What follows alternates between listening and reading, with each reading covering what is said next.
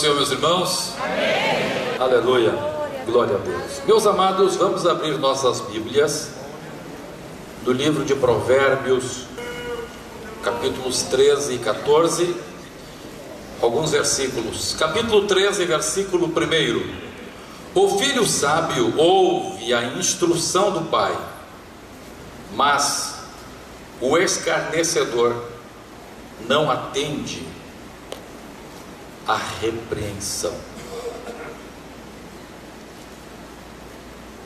Versículo 22: O homem de bem deixa herança aos filhos de seus filhos, mas a riqueza do pecador é depositada para o justo. Versículo 24: O que retém a vara aborrece a seu filho, mas o que o ama cedo disciplina. Verso 25: O justo tem o bastante para satisfazer o seu apetite, mas o estômago dos perversos passa fome.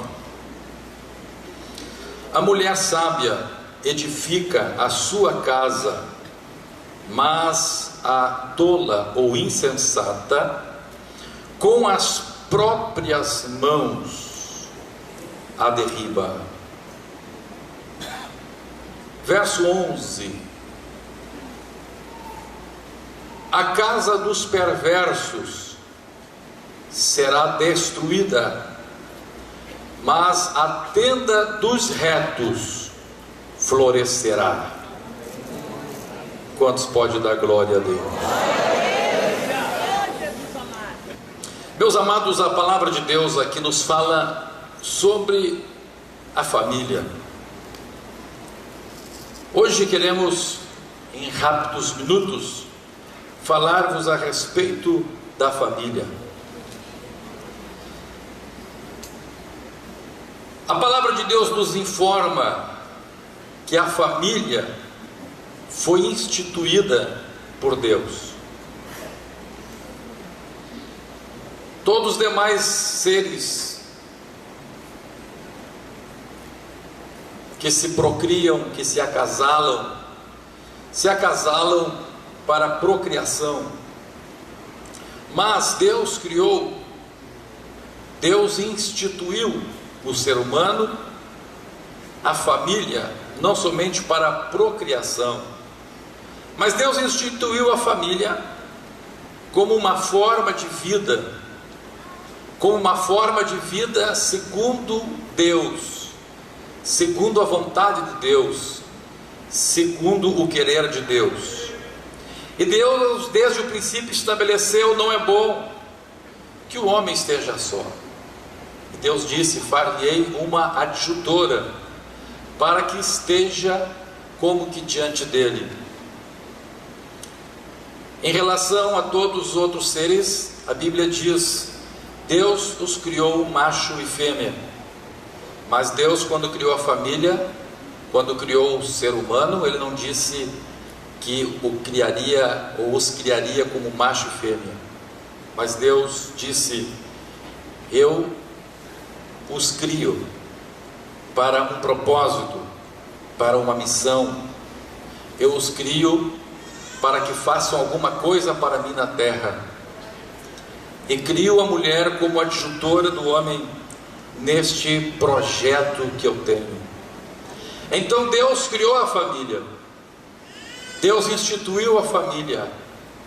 E Jesus diz, quando fala com as pessoas da sua época, que eram acostumadas com a poligamia, que eram acostumadas com o divórcio, Jesus disse: não foi assim no princípio. Jesus então estabelece que o projeto de Deus, que o plano de Deus para a família, era aquilo que a Bíblia relata que Deus criou no princípio. Deus criou no princípio um homem para uma mulher para um homem. Deus criou no princípio aquele casal com um propósito de fazer algo para Deus na terra, um projeto divino. com um projeto estabelecido por Deus, um plano estabelecido por Deus, não somente para a procriação, não somente para a prática do sexo, mas para desenvolver um projeto de Deus aqui na terra. Deus também estabelece a figura dos filhos, e não como os demais animais. Os demais animais, todos aqui que já criaram animais sabem, desde os vossos cachorrinhos lá na sua casa, que eles nascem e dentro de poucos meses eles já estão independentes. Um cavalo nasce e dentro de poucos meses o bichinho já está independente. Os outros primatas também nascem e dentro de pouco já estão independentes.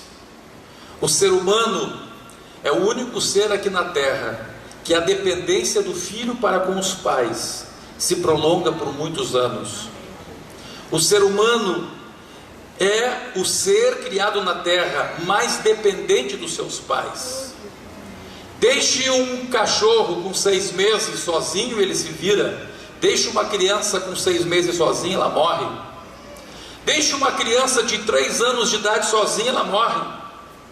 Deixe uma criança com 4 anos aí no meio do mato, ver o que acontece, ela morre. O ser humano foi criado dentro de uma dependência à família. Deus então estabeleceu desde o princípio este projeto, esta necessidade da família, tanto do homem para com a sua esposa, tanto da esposa para com o homem, e tanto dos filhos para com os pais. Este projeto divino que Deus criou foi um projeto estabelecido por Deus antes da criação da igreja, antes da escola, antes do Estado, antes de qualquer outra instituição humana. Ali estava a família, criada por Deus, instituída por Deus. É exatamente por esta razão, meus amados irmãos, que Satanás procura destruir a família. Satanás sabe que um homem, uma mulher, um menino, uma menina sem família está fragilizado, está mais propício a receber os ataques do inimigo, a sofrer de problemas como a solidão, como quem sabe a depressão e tantas coisas. E por essa razão então Satanás procura destruir a família, ele procura arruinar a família, ele procura destruir este projeto que Deus criou para o bem-estar do ser humano, para o bem-estar do marido, para o bem-estar da mulher e para o bem-estar dos filhos. E nós vemos hoje, meus amados, exatamente naquilo que a Bíblia chama de os últimos dias. Estamos vivendo nos últimos dias, segundo a profecia bíblica, segundo a escatologia bíblica. Em 1948, com o renascimento de Israel, com o florescimento da figueira, começam os últimos dias. E nós vemos que exatamente após este marco histórico, após o final da Segunda Guerra Mundial, a família começa a desintegrar-se. Os princípios que embasaram a criação da chamada civilização ocidental, ou também da chamada civilização judaico-cristã, começam a ser questionados. A figura do chefe de família começa a ser questionada. A figura da unidade familiar começa a ser questionada. A figura dos pais como educadores começa a ser questionada. E agora então começa a se dizer que quem deve educar os filhos já não são mais os pais, e agora deve ser o Estado. E o Estado cada vez mais começa então a interferir na educação das crianças. Cada vez então as crianças começam a ir mais cedo para a escola. Cada vez mais cedo para a escola. Antes uma criança ficava com a mãe até os 7 anos de idade, e aí para a escola. Agora as crianças estão indo para a escola com 1 ano de idade, com 1 ano e meio, com meses já estão na escola, já estão na creche. E a Bíblia está dizendo: filho sábio ouve a instrução do pai, não a instrução do Estado, não a instrução de uma professora, não a instrução de um homem qualquer. Mas agora o que acontece, meus irmãos, cada vez mais o diabo consegue criar um sistema em que a educação dos filhos é retirada das mãos dos pais, e as barbaridades começam a acontecer. Um dos membros de nossa igreja, não vou dizer qual a sua congregação, chegou desesperado em nossa casa, porque descobriu que o professor, dono da escolinha do seu filho, era um pedófilo e estava abusando sexualmente de uma criança de 2 anos de idade. É isso que o diabo está fazendo, meus irmãos, tentando destruir uma coisa que Deus criou. Agora, meus irmãos, tudo isto está de acordo com a profecia bíblica. A Bíblia diz que nos últimos tempos esta família, a família segundo Deus, a família tradicional, seria destruída. A Bíblia diz que os filhos matariam os pais, que os filhos não teriam afeição natural. A Bíblia diz que o coração dos pais deveria então agora ser convertido aos filhos, e o coração dos filhos aos pais. Cada vez estamos vendo um maior abismo entre as gerações.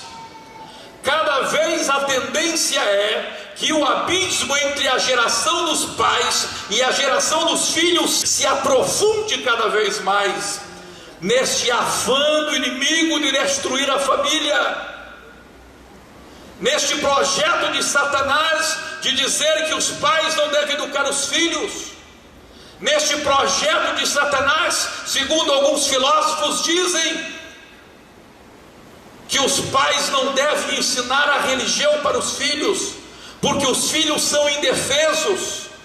Então dizem, segundo esta teoria que hoje está em voga aí, como que o pai vai ensinar a religião para os filhos? Para um filho, se o filho não tem ainda condição de discernir, o filho vai seguir a religião do pai, porque ele é uma criança, a sua mente está em branco. Sim, meus irmãos, Satanás está dizendo, o inimigo está pregando que o pai não deve ensinar Deus para o filho, mas aí está o mundo ensinando homossexualismo para as crianças, ensinando a prática do sexo, a promiscuidade para as crianças, ensinando a droga, ensinando o alcoolismo, ensinando tudo que não presta, mas o pai não pode ensinar que Deus existe. Olha o que está acontecendo, meus amados irmãos. Nós não nos damos conta, as pessoas não se dão conta, e os crentes também pouco a pouco vão entrando na onda e vão entregando também a educação que Deus lhes delegou para outros, para o Estado, para um professor, para uma professora, para uma televisão. Quantos pais que dizem, para o meu filho não me incomodar, vou deixar na frente da televisão, e ali fica aquela criança bebendo tudo que a televisão diz. A filosofia mundana diz que o pai não pode ensinar Deus para o filho, mas pode deixar uma criança na frente de uma televisão o dia inteiro, 5 horas por dia.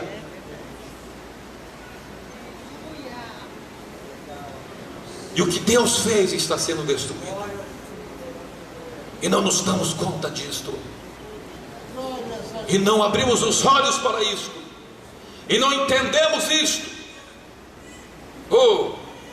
Mas glória a Deus, que para quem quer buscar a Deus, existe um livro que ainda continua nos dizendo como Deus quer. Existe um livro que ainda continua dizendo que existe uma solução para a família. Existe um livro que ainda continua dizendo que Deus quer a família, que a bênção de um homem e de uma mulher, para a bênção de um filho e de uma filha, é estar dentro de uma família estruturada, é estar dentro de um projeto divino que Deus estabeleceu, que Deus criou e que Deus disse que é bom. Deus disse que é bom. Deus disse que é bom. Aleluia. E Deus quer que a igreja se levante com uma voz profética nessa sociedade. E Deus quer que nós, como pastores, nos levantemos com uma voz profética nesta sociedade. Uma sociedade que está cada dia se desintegrando. Uma sociedade que não sabe lidar mais com seus problemas. Um Estado que não consegue resolver nem os seus problemas, mas cada vez mais querem imiscuir-se nas famílias, querem imiscuir-se na educação dos filhos. Quero dizer que os pais não devem corrigir os filhos, mas enquanto está aí o Estado dizendo que os pais não devem corrigir os filhos, Deus está dizendo: o que retém a vara aborrece a seu filho, mas o que o ama cedo disciplina.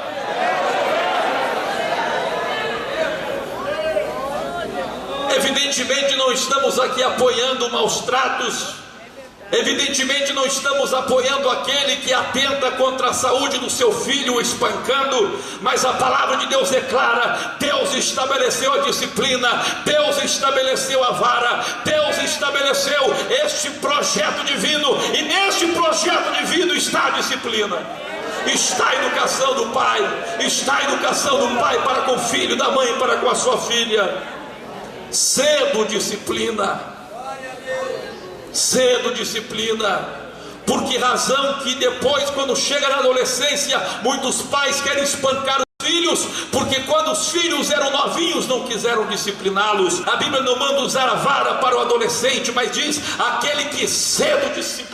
É quando é criança, é quando é pequeno, é quando o raminho ainda é tenro, é quando a árvore pode ser jogada de um lado para outro, é quando o pai deve perder tempo com o filho, mas não quer perder, é quando a mãe quer perder tempo com o filho, mas não quer perder. Toda a sociedade está empurrando para isso. A sociedade que cultua a estética, uma sociedade narcisista, que os homens e as mulheres olham para si e se endeusam com a sua beleza. Uma sociedade onde as mulheres não estão mais amamentando para não ficarem feias, para não ficar com seios, com estrias e tanta coisa. É esta sociedade que nós estamos vivendo, meus irmãos. Uma sociedade imunda, corrompida, que está destruindo o seu próprio filho, que está destruindo a família.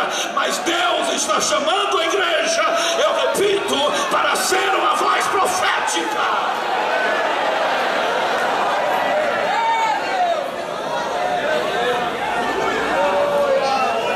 Aleluia, bendito seja o nome do Senhor, porque Deus ama a família, porque Deus instituiu a família.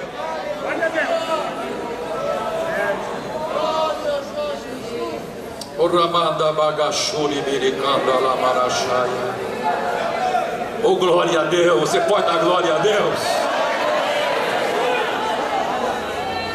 Glória a Deus.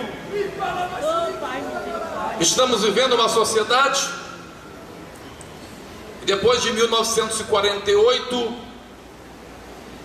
lá por volta de 1967, 20 anos depois de ser quebrada a figura da família tradicional, da família onde tem um chefe de família, onde o marido exercia a função de provedor.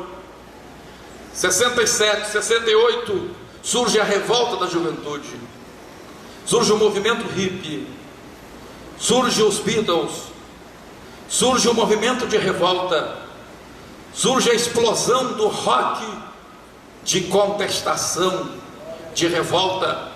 Agora é certo tudo aquilo que contesta. O que o pai diz é careta, o que a mãe diz é ultrapassado. Se a mãe diz que é para ir para a esquerda, então vamos ir para a direita. Se o pai diz que tem que ir para frente, vamos ir para trás. Se o pai diz que tem que usar uma roupa comprida, vamos usar uma roupa curta. É tudo o contrário. Mas Deus está dizendo no seu livro que o filho sábio ouve a instrução do pai. O filho sábio não é o filho roqueiro que adota o sentimento de revolta. O filho sábio não é o adolescente que entra na onda da aborrecência e quer contestar tudo que o pai diz. Mas a Bíblia está dizendo, Deus, o Eterno está dizendo, aquele que vê o futuro, aquele que te ama moço, aquele que te ama moça, Ele está dizendo, não seja um tolo, não seja uma tola, não seja um besta. Deus está dizendo, o filho sábio ouve a instrução do pai.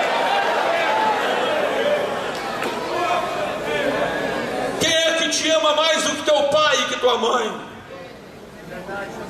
Você já pensou nisto? Quem te ama mais que o teu pai e que tua mãe, moço, moça? Será que aquela tua coleguinha transviada? Será que aquele teu coleguinha metido a bom só porque fuma maconha? Será que aquele teu coleguinha bom lá só que cheira cocaína? Não, quem te ama é o teu pai, quem te ama é tua mãe. Ele pode ser careta, ele pode ser ultrapassado, ele pode ser um grossinho que veio da roça, ele pode ser semi-analfabeto e você tem vergonha dele porque você está na faculdade. Mas não se esqueça, você está na faculdade porque ele sentou o tijolo para pagar o teu estudo. Entenda isso. Entenda isso. Entenda essas coisas.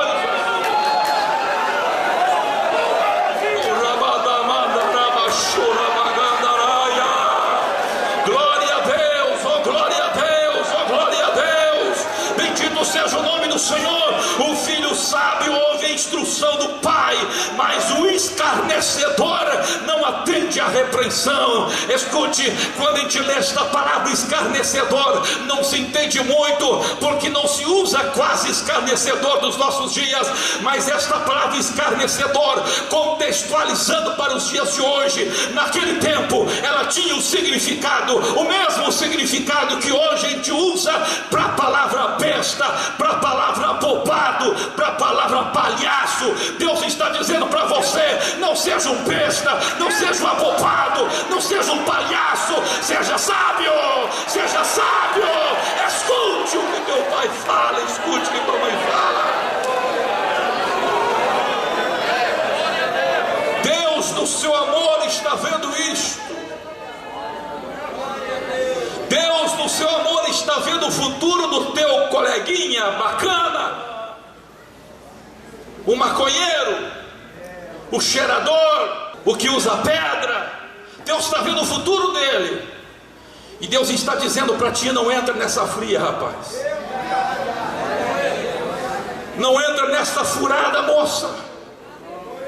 Ouve quem te ama. Ouve quem Deus colocou para te ajudar. Deus sabe que quem pode te ajudar não é o Estado. Este mesmo Estado que quem sabe interfere e diz que você não deve ouvir o teu pai. Este mesmo Estado que coopta as crianças e diz, não, os pais não devem educar, nós vamos educar. Escute uma coisa, este mesmo Estado, o dia que você errar, este Estado vai dizer para ti, cadeia. Este Estado vai dizer para ti, eu te rejeito. Este Estado vai dizer para ti, tu estás renegado, tu vais ser um marginal. Mas quando o Estado disser que você é um marginal, que você é um presidiário, que você é um condenado, sabe quem é que vai te levar um lanche na cadeia? É o teu pai e a tua mãe que você desprezou.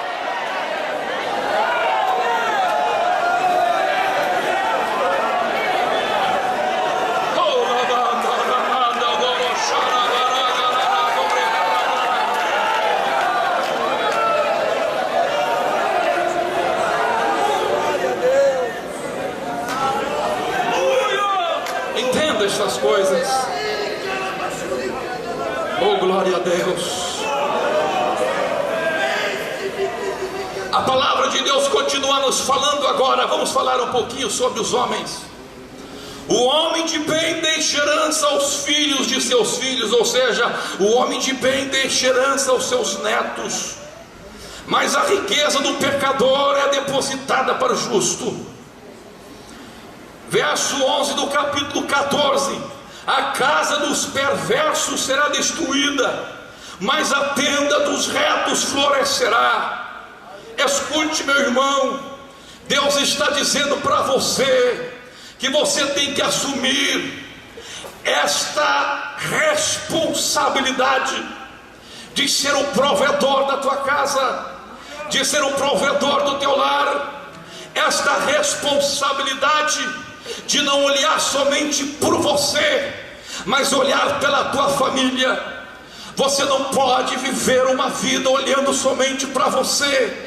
Você que é casado, especialmente você que tem filhos, Deus está dizendo que você não pode levar uma vida pensando somente no seu prazer. O homem de bem, diz a Bíblia, ele não pensa somente em si, ele está pensando nos seus filhos e nos filhos dos seus filhos.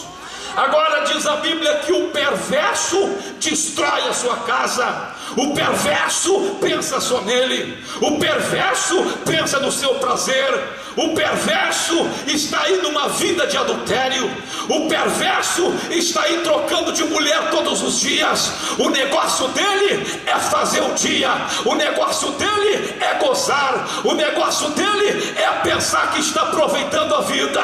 O perverso, ele está aí fazendo trambicagem, fazendo vigarice. Mas o homem de bem, o homem de Deus, o homem justo, o homem que é pai, segundo Deus quer que seja pai, o homem que é avô, segundo Deus quer que seja avô, ele está vivendo a sua vida, sabendo que um dia ele vai para a glória, mas o seu nome vai continuar na terra. O homem de bem, ele está pensando numa coisa, que é a maior herança que ele pode deixar para os seus filhos. Não é dinheiro, não é uma casa, não é um carro, mas a maior herança que ele pode deixar para os seus filhos, em primeiro lugar, é um nome honrado.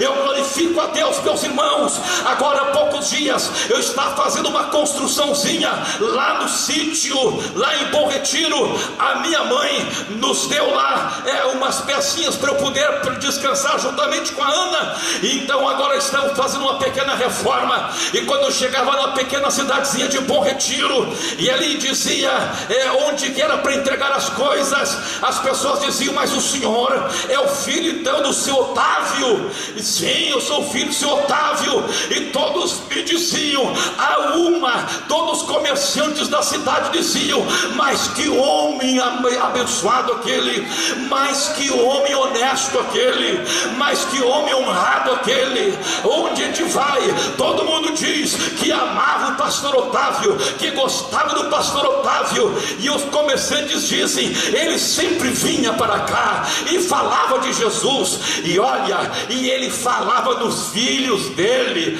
Sabe que a gente até já conhece a sua vida. O senhor é o advogado, o pastor? Sim, sou eu. Pois é, eu já sei a sua vida, já sei a vida dos seus irmãos, porque o seu pai, a coisa que ele mais gostava era de falar dos filhos. Aleluia, glória a Deus. O homem de bem, ele deixa uma herança para os seus filhos, para os seus netos. Oh, aleluia, bendito seja o nome do Senhor. Quando você partir desta terra, que o teu filho, que a tua filha tenha alegria, tenha até um certo orgulho em dizer: eu sou filho de fulano de tal, eu sou filho da ciclana. Aleluia, o meu pai era honrado, o meu pai era homem direito, o meu pai era homem de bem, o meu pai era homem de compromisso, o meu pai era homem de palavra. O homem de bem deixa herança para os seus netos.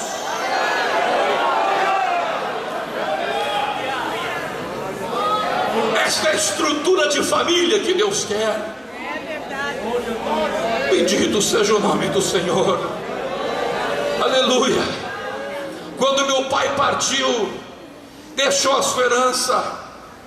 Mas eu quero dizer uma coisa para vocês, é interessante, que nem eu nem meus irmãos, o que eu e meus irmãos ganhamos foi uma casa que nós repartimos entre nós todos lá, mas a casa está lá. Agora, meus irmãos, eu glorifico a Deus, que nenhum de nós precisava da herança do pai, nenhum de nós estava ali de olho, nenhum de nós estava brigando, não, nunca houve sequer uma altercação entre os irmãos, entre os filhos de papai, quando ele deixou aqui. Sabe por quê? Porque a maior herança que ele deixou não foi aquela casa, não foi dinheiro, mas a primeira e grande herança que ele deixou, já falei, foi o seu nome.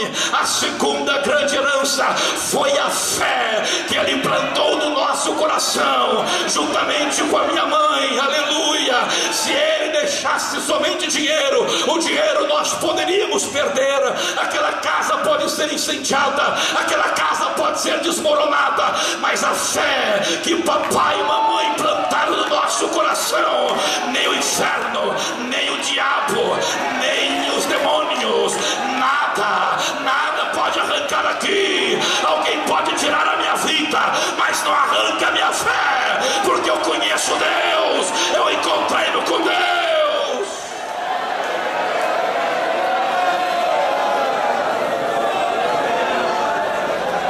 Quando eu tinha 13 anos de idade, dia 15 de outubro, papai estava orando na sala e eu estava orando no meu quarto. Era 10 horas da noite, 22 horas, e eu disse para Deus: Deus, hoje eu quero ser batizado com o Espírito Santo. E comecei a orar ali às 10 horas da noite, e quando era meia-noite, eu senti uma glória muito grande na minha vida. Eu comecei a chorar convulsivamente, e eu fui então no banheiro para lavar o rosto. Quando estava saindo do banheiro, o pai vinha saindo da sala e disse para mim: o que aconteceu contigo, Humberto? E eu disse: pai, eu acho que eu estou sendo batizado com o Espírito Santo. E o pai disse: tu já falaste em línguas? Eu disse: ainda não. Então vamos lá para o quarto.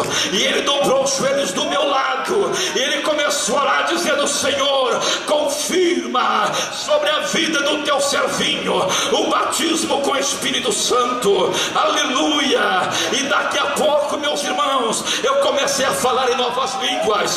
Falei em línguas durante 2 horas, corria, pulava na casa, até que depois de 2 horas falando em línguas, caí no chão e passei o resto da noite embriagado no poder do Espírito Santo. O pai foi, mas o poder ficou, a glória ficou, a experiência ficou, a fé ficou, o batismo com o Espírito Santo ficou.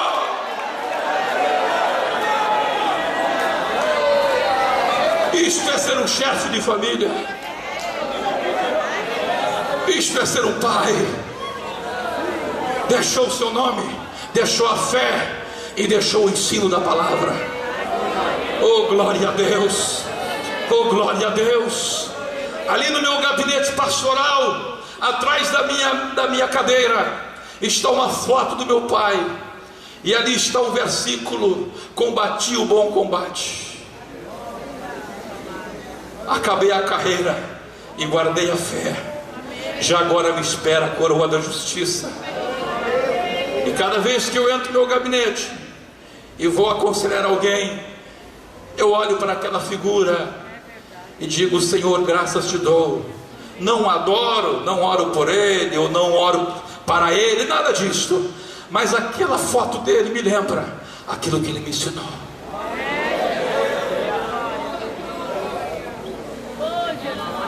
Aquilo que ele nos ensinou, aquele exemplo que ele dava nas reuniões de obreiros, exemplo de homem de Deus, exemplo de respeito. Quando se levantava nas reuniões, eu, seu filho, me chamava de senhor, me chamava de o pastor Humberto.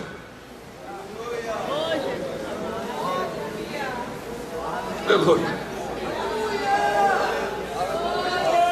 glória a Deus. É esta herança que tu vai deixar para os filhos dos teus filhos,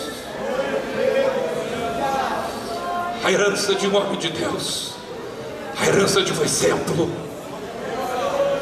Você pode morrer pobre, você pode deixar de herança para o teu filho só uma bicicleta, isso não importa. O que importa é a riqueza interior que você deixou no coração dele. É isso que fica. É isso que fica.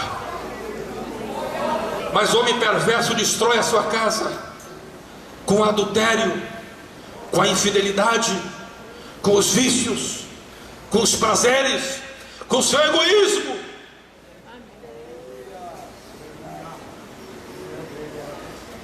E depois Deus diz: a mulher sábia edifica a sua casa, mas a insensata com as próprias mãos a derruba. Agora, pastor Humberto, se a mulher ama o seu lar, a mulher mais do que o homem ama a sua casa. O homem é mais independente do lar, o homem é mais da rua, mas a mulher é mais da casa. A mulher tem as suas emoções presas na casa, mais presas nos filhos. Ainda que esta mulher trabalhe fora, mas ela está mais ligada à casa que o homem. Mas a Bíblia está dizendo que a mulher insensata, a mulher tola, derruba a sua casa. Como que uma mulher tola, mas sendo mulher, vai derrubar a sua casa, se a casa é a coisa que a mulher mais ama? Se a família, se os filhos é aquilo que a mulher mais ama? É porque a Bíblia diz que essa mulher é tola. A Bíblia diz que esta mulher é insensata. E o que faz? Qual a primeira arma que Satanás usa? Qual a primeira seta que o inimigo insufla no coração das mulheres, para que elas destruam a sua casa com as suas próprias mãos? A grande seta chama-se ciúme. O ciúme faz com que uma mulher destrua a sua casa. O ciúme faz com que uma mulher empurre seu marido para adultério, empurre o seu marido para o pecado. Sou pastor desde solteiro, sou pastor de igreja desde meus 21 anos de idade. Estou hoje com 46 anos de idade. Portanto, são 25 anos pastoreando igreja, pastoreando pessoas, tratando problemas de casais, tratando problemas de família. E eu posso vos asseverar com toda tranquilidade que o maior problema pelo qual as mulheres destroem a sua família chama-se o ciúme. Chama-se o ciúme. Querendo apoderar-se do seu esposo, querendo apoderar-se até mesmo dos seus filhos, querendo apoderar-se da sua família. Quantas mulheres que eu tenho visto que são capazes de destruir o casamento dos seus filhos, porque se apoderam do filho que se foi, se apoderam da filha que se foi, querem se apoderar do marido como se o marido fosse uma propriedade sua, querem apoderar-se do marido como se o marido fosse o totozinho que ela tem dentro de casa, que ela faz assim e o totó corre para ela, que ela senta e o totó vem lamber os pés. E infelizmente o inimigo muitas vezes joga isso. Eu estou falando, meus amados, não por teoria. Quem está nos falando é um servo do Senhor que há 25 anos está tratando de problemas familiares, que há 25 anos está ouvindo choros e lamúrios de casais. Escute uma coisa, minha irmã, pense no que eu vou dizer. Os teus filhos não são teus, são de Deus. O teu marido não é teu, é de Deus. Mas pastor Humberto, eu não aceito isso, meu marido é meu. Escute uma coisa, se o marido for teu, tu podes perdê-lo, mas se o marido for de Deus, tu jamais irá perdê-lo.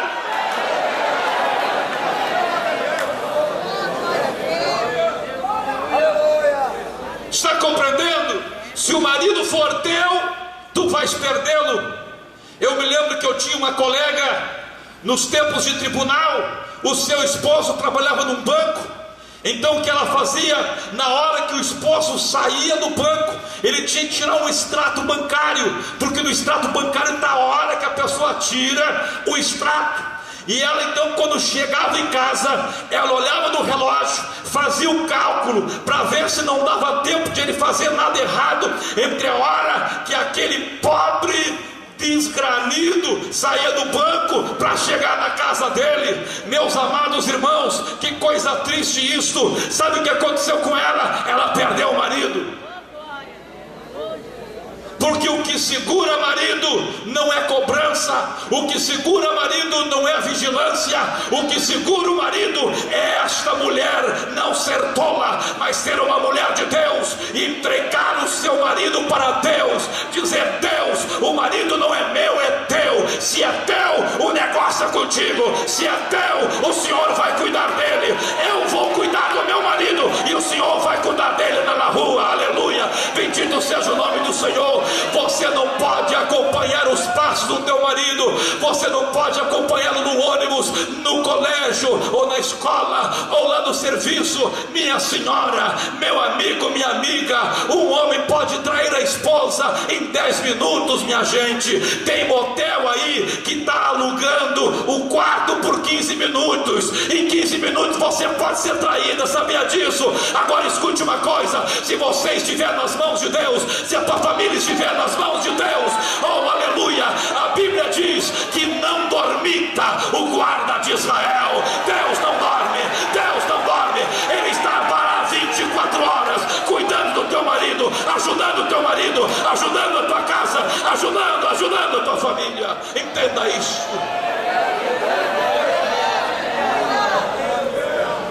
Aleluia, bendito seja o nome do Senhor. E escute uma coisa: quando eu estou falando em ciúmes, é claro, eu tenho visto que isso ataca mais as mulheres, mas escute, tem homem ciumento também. E quando um homem dá para ser ciumento, é pior que uma mulher. Se a palavra te pegar, pode colocar a touca e dizer: Deus, tem misericórdia de mim, arranca este demônio da minha vida. Antes que tu destrua a tua casa, antes que tu destrua a tua casa, aleluia. Há poucos dias atendi por e-mail um casal de uma outra igreja, os dois falando comigo. Ou seja, eu vi que ele não estava contando uma história, porque ela também confirmava. Eu perguntei para a esposa, ela confirmou que era exatamente isso. Essa mulher dizia toda hora para o seu esposo: tu não vou dizer a palavra, que é uma palavra muito feia, vamos traduzir para uma coisa melhor: tu és um mulherengo, tu és isso, tu és aquele outro. E aquele homem foi tão oprimido, foi sendo tão oprimido que chegou uma hora e disse assim: sabe de uma coisa, chega de ser acusado injustamente, pois agora vou pegar uma prostituta. E pegou uma prostituta.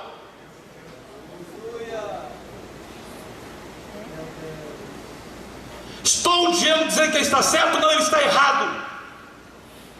Ele agiu como perverso.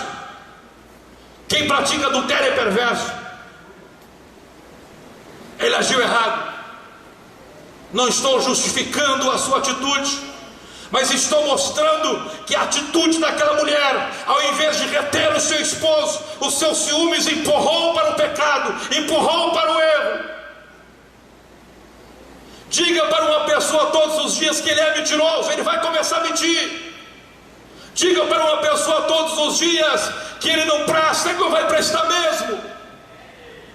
Agora diga para o teu marido: eu te amo, tu és um homem de Deus, eu vou orar por ti, aleluia. Quando o teu marido chegar em casa, esteja lá preparada com um ambiente de oração e diga para ele: amor, vamos orar juntos hoje. Olha só o ambiente bonitinho que eu preparei aqui na nossa sala. Olha só, lá está um abajur no cantinho, aquela luz mais fraca da sala, lá tocando um hino, um fundo musical, e diz: amor, vamos orar um pouco aqui, aleluia. Eu duvido que ele não vai gostar, eu duvido que, se ele é homem de Deus, não vai dizer: claro que vamos orar, meu bem, vamos fazer uma oração, vamos buscar a Deus junto. Isto é a mulher sábia, mulher que edifica a casa, mulher que constrói a família, mulher que constrói a família. Mas a mulher tola destrói com as mãos. A mulher tola destrói, mas a sábia constrói. Aleluia, glória a Deus. Mas diz a Bíblia que a mulher sábia edifica a sua casa. Eu iria falar sobre outras duas armas de destruição, mas o tempo não nos permite. Vamos direto. A mulher sábia edifica a sua casa.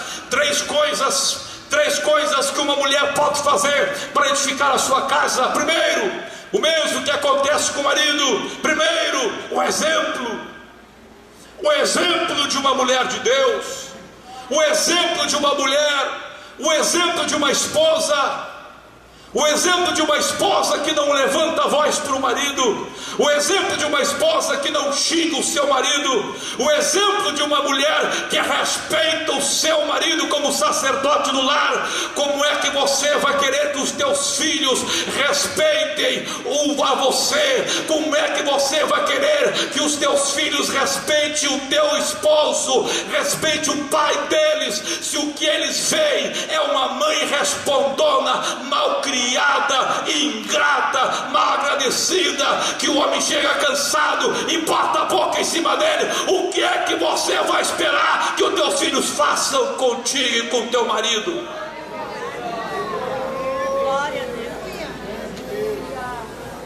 Exemplo. Segundo lugar, oração. Se você, especialmente você, irmã, que não trabalha, tem mais tempo para ficar com seus filhos, implante um regime de oração na sua casa. Eu glorifico a Deus que tem a minha mãezinha comigo ainda, com 76 anos de idade. Eu digo sempre para ela: mãe, ontem mesmo eu estava um pouco lutando, telefonei para ela, e quando ela me disse alô, eu disse: mãe, só em ouvir o seu alô, eu já fui renovado no espírito aqui. Glória a Deus, bendito seja o nome do Senhor. Mas por que razão isto, meus irmãos? Desde que eu era criança, quando saía para a escola, quando passava pela sala, ali estava minha mãe enrolada no cobertor. Eu me lembro até hoje, era um cobertor xadrez todo colorido, e ali ela estava de joelhos dobrados. Ela se levantava, ela me abraçava, ela orava por mim, dizia: filho, eu estou aqui desde as 5 horas da manhã orando por vocês, vai em paz, Deus te abençoe. Oh, bendito seja o nome do Senhor Jesus. Graças a Deus que a sua oração me acompanhava. Ontem eu falava com a minha sobrinha Rebeca e dizia para ela: Rebeca, eu vendo as ciladas que o diabo fez contra a minha vida, eu vendo as tentações que o diabo se levantou contra mim quando eu era ainda criança, eu digo, foi só a misericórdia de Deus que me guardou de cair na droga, de cair no álcool, de cair na sexualidade desenfreada, de cair na perdição do mundo. Só foi a misericórdia de Deus, porque o meu pai, ele trabalhava no Dyer, ele passava a semana inteira fora. A minha mãe não podia dizer para os filhos: olha, quando o teu pai chegava, vou contar para ele. Não, porque o pai saía domingo de noite e só voltar para casa na sexta-feira à noite. Passava a semana inteira fiscalizando as construções de estrada do Dyer no interior do Rio Grande do Sul. Somente sexta-feira chegava em casa, passava conosco só sábado e domingo, e ali estava minha mãe, sendo pai e mãe ao mesmo tempo, criando seus filhos no temor e na demonstração do Senhor. Ela não podia estar de olho em nós. Desde os 9 anos de idade eu andava sozinho pelo centro, eu que pagava as contas, eu que fazia o serviço de rua. Desde os 9 anos de idade não tinha como ela estar me acompanhando, mas ela estava de joelhos, e os olhos daquele que tudo vê, os olhos daquele que tudo enxerga, estavam guardando aquele menino que um dia seria um pastor, que um dia seria esse que está pregando a palavra poderosa de Deus. E estamos dizendo que a família foi Deus que criou, que a família é Deus que abençoa, que Deus quer abençoar a tua família.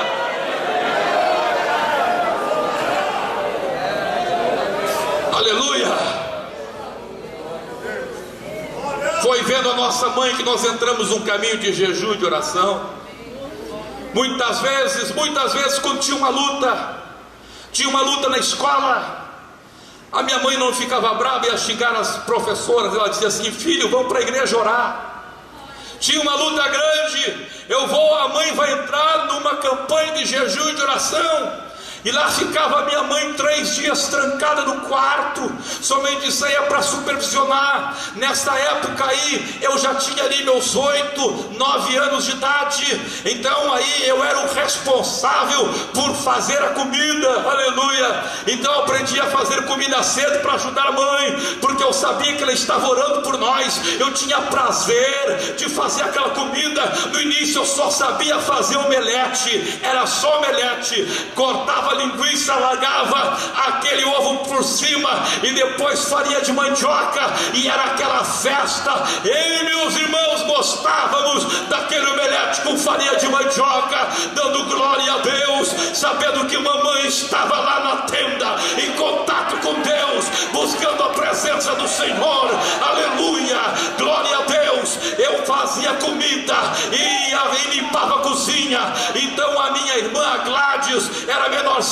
Então a Gladys fazia a limpeza do banheiro, o Enos fazia a limpeza das caixas de gordura, e depois o pastor James, quando veio mais ele ganhava, a mãe pagava ainda uma coisinha para nós, pagava 10 cruzeiros para mim, pagava 8 para o Enos, pagava 6 para a Gladys, e para o James, que não fazia nada, ela pagava R$1 para não incomodar, 1 cruzeiro para não incomodar, aleluia. E era aquela festa, a gente pegava aquele dinheirinho, e quando saía, ia comprar, você lembra aquele sorvete de Maria Mole? Você lembra? Um sorvetão assim de Maria Mole, que tinha uma coisinha, uma raquetezinha presa em cima, você lembra? Aleluia, era a nossa festa.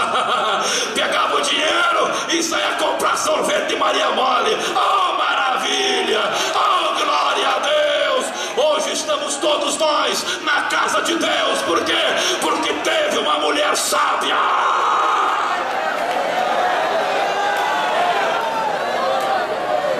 que edificou a sua casa na rocha.